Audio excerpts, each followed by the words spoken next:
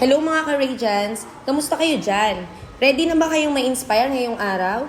May bago tayong segment na siguradong magpapangiti at mag-e-encourage sa ating mabuhay ng masaya sa bawat araw. Ito ay tatawagin nating Still Her. Every mom needs her space. Dito, makikilala natin ang mga super moms na kahit abala sa pamilya o sa trabaho ay nananatili sa original design ng Lord para sa kanila. She is still her, babaeng maganda, matatag at patuloy na kumikislap. Mga kwentong may kinang mula sa puso ng isang ina.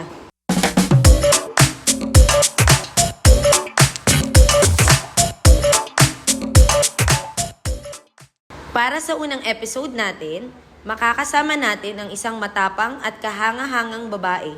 Isa sa mga kasamahan ko rin sa pagtuturo. 23 taon na siyang teacher at ngayon ay isang mapagmahal na ina sa kanyang 2 taong gulang na anak.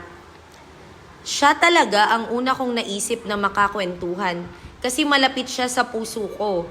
Nung bago pa lang ako sa pagtuturo, siya ang unang gumabay sa akin kung paano maging matatag sa loob ng public school. Masayahin siyang tao, yung tipo na laging may dalang kasiyahan at gaan ng loob sa paligid. Kaya this time, gusto ko namang marinig mula sa kanya, kamusta ba siya ngayon?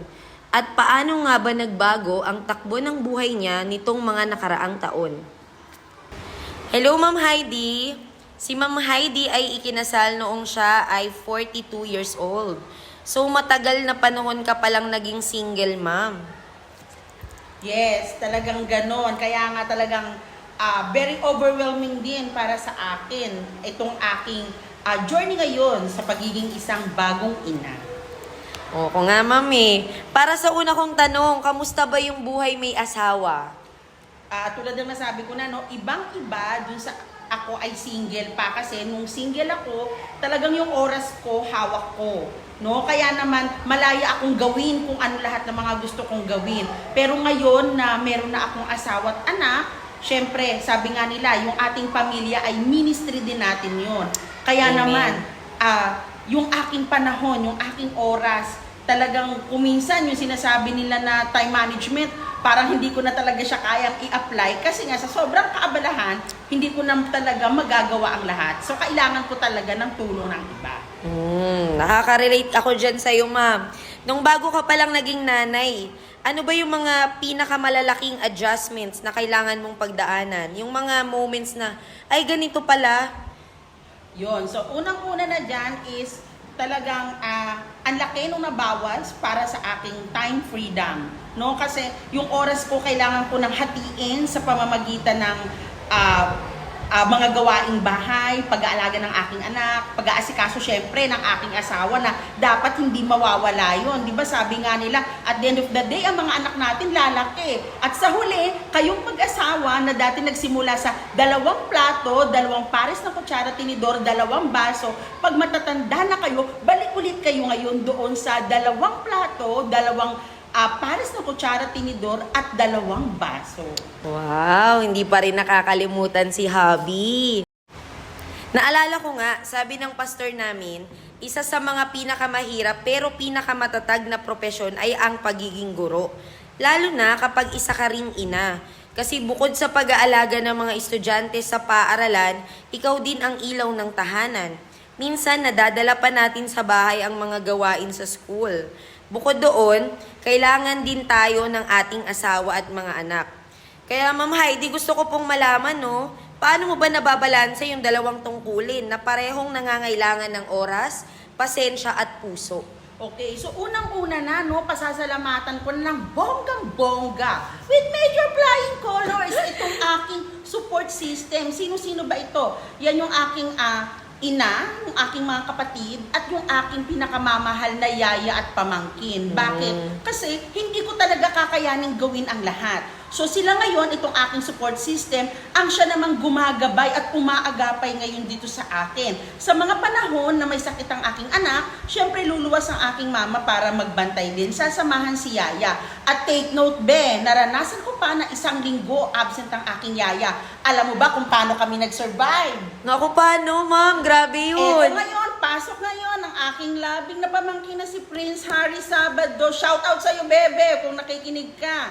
Hi, Dahil- Prince! Yun na nga yun. Dahil siya nga, no, ang gagawin niya, talagang thankful ako, ang lapit mong bahay. So, sa umaga, iiwanan ko siya, ang bebe ng aking anak, diapers, naka-ready na dyan. Tapos, siya ang magbabantay. Pagdating ng vacant ko dito sa school, at alam naman ng lahat na ako'y umuwi muna pagka-vacant ko, pupuntahan ko sila, titignan, i-check, papalitan ko diapers ng aking anak, tapos balik ulit ako sa school. So, iyon ang aking hindi malilimutang isang linggo. Nakasurvive kami nang wala ang aking yaya. Salamat again sa pamangkin ko na masipag ng mag-aral, masipag pang tumulong. Nako po, talagang importante talaga yung support system, lalo na ang daming roles na ginagampanan ng mga babae.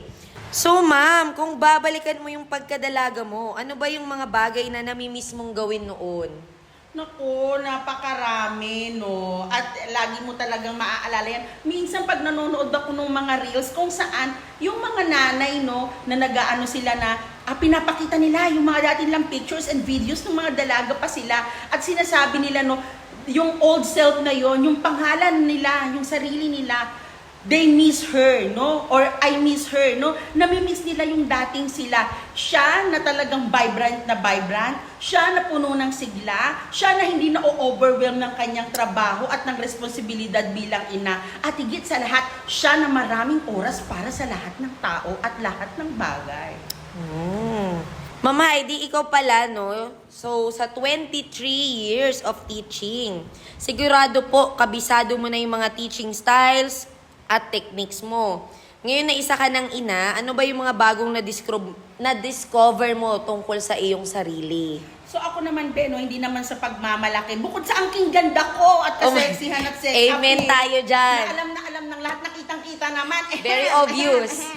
No, so masasabi ko, no, yung pagiging breadwinner ko ay na-train ako na paano pang maging mas higit na responsable. Pero yun nga, no, at the end of the day, no, nung ako ay naging ina, doon ko na-realize na kaya ko palang i-extend pa yung oras ko na 24 hours. Kaya ko pa pala yun.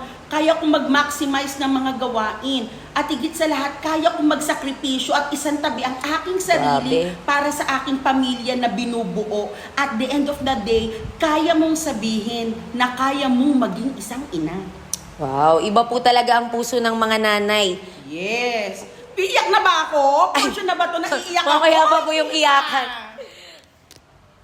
Sa dami ng ginagampan ng papel ng isang babae bilang guro, asawa, ina, paano niyo po minamahal yung sarili mo, Ma'am Heidi? So, ang paraan ko ng pagmamahal sa aking sarili, yung tinatawag na nating pinaka-me time. Minsan hindi mo na kailangan gumastos, no? Yung oras mo na naliligo ka na hindi ka nagmamadali, talagang nagkakaskas ka ng mga libag-libag mo dyan, nagsashampoo ka habang kumakanta-kanta ka dyan, yung ini-enjoy mo yung oras na yon. Para sa akin, iyon na yung isa sa mga me time ko na chini-cherish ko. At syempre kayo, be, pagkasama ko kayo, no, yung oras, kagaya nung pinost natin dati, no, yung oras natin doon bilang isang inatsikahan, kwentuhan tungkol sa pamilya, sa trabaho, including pati ang love life ni na Ellen Adarna at ni Derek Ramsey. So yung mga ganun, be, yun yung aking mga me time. Doon ko pinapahalagaan yung sarili ko kasi ito yung mga panahon na ako ay nakikinig at ako ay napapakinggan. Yes, Ma'am Heidi. We feel emotionally refreshed kapag tayo ay nakikinig at pinapakinggan. Ang saya sa puso kapag nagkakarinigan tayo. Oh, narinig nyo ba yun, mga ka-Radiants? Ngayon naman gusto ko po malaman, no, para sa kagaya ni Ma'am Heidi na punong-puno ang schedule, paano mo nasabing panalo ang araw mo? Okay, panalo para sa akin, una, bilang isang guro, yung kaya kong sabihin at sa humarap ako sa Panginoon at sasabihin ko na, Lord, yung sweldo ko sa araw na ito ay hindi nasayang. Bakit? Kasi andito ko, I still show up kahit na may sakit. Andito ko, I still show up kahit na may problemang pinagdadaan sa bahay. Andito ko, I still show up. Ito pa rin ang iyong guro na masayahin. Kahit na sa likod nito ay may mga luha ako. Para sa akin, yun na ay ang isang tagumpay. And on the other hand naman, para sa akin na bilang isang ina, alam ko marami pa akong kailangang matutunan. Pero again, Ako ang iyong ina na still show up, nagpapakita sa'yo na masigla ako, nang ngumingiti ako, pero sa gabi, habang tulog ang aking anak, ako naman ay lumuluha dahil may pinagdadaanan. Iyon pa rin para sa akin ay isang tagumpay na andito ka pa rin. Nagpapatuloy, lumalaban, nagsisikap, hindi man perpekto, pero andito ka pa rin. Wow. So, show up, di ba, kahit mahirap. Yes. Sa biyaya Hindi ka ng Diyos. nag-give up, di ba? Sa biyaya ng Diyos, no, kaya tayo'y patuloy na nakakatayo sa bawat araw. Okay, Ma'am Heidi, bago tayo maghiwalay, no, meron ka pa bang gustong ibahagi sa ating mga ka-Radiance? Okay, so ang masasabi ko lang para sa mga kadalagahan na nandiyan dyan, unang-una, sana sikapin natin na talagang meron tayong trabaho. Bakit? Kasi ang ating trabaho, ang ating pera is power.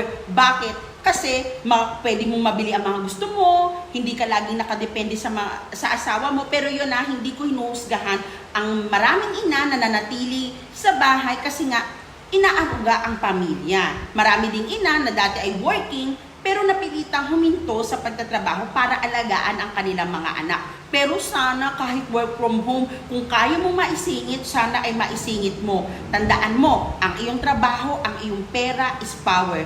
Bakit? Kasi at the end of the day, kapag napunta ka sa isang sitwasyon na hindi mo gusto, napunta ka sa isang sitwasyon na hindi mo na kaya, napunta ka sa isang sitwasyon na gusto mo nang kumawala, meron kang option. Bakit? Kasi kaya mong tumayo sa sarili mong paa, and that is your work and money. Wow. Naku, sa dami ng magagandang shinare sa atin ni Ma'am Heidi, very remarkable sa akin itong huling sinabi niya. Pera or money is power, no?